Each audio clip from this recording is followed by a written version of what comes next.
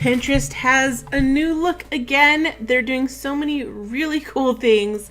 So if you guys haven't seen this yet, Pinterest has changed and rolled out a brand new look for everybody's profile. If you click on my profile, it now has your pins tiled in this really cool diagonal way. Now, this is showing my latest pins, and you can click from here and then go and see all of my latest pins. It will reload in a minute.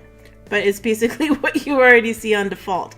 And instead of having your followers up here, where everybody can kind of see, you've got your followers tab, your following, tries, like things that you've tried, activity boards, overview, and it tells viewers instead of your other follower and following stats that everybody can see.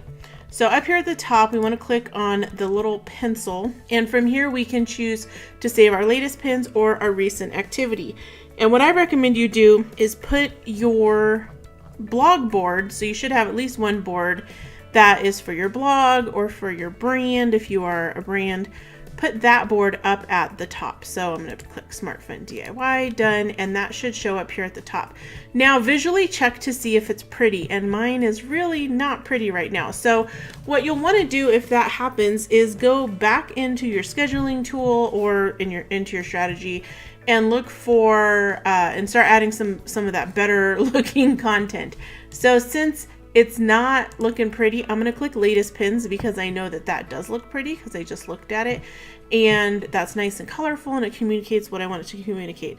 Since you're going to be in here messing around with what shows here on this cover for your profile, it's a good time to check that your profile picture is up to date, your description of your business is up to date, you know, if you change names, you rebranded, that's there, that your URL is there. Now again, this used to display kind of here on the side, things are moved around a little bit.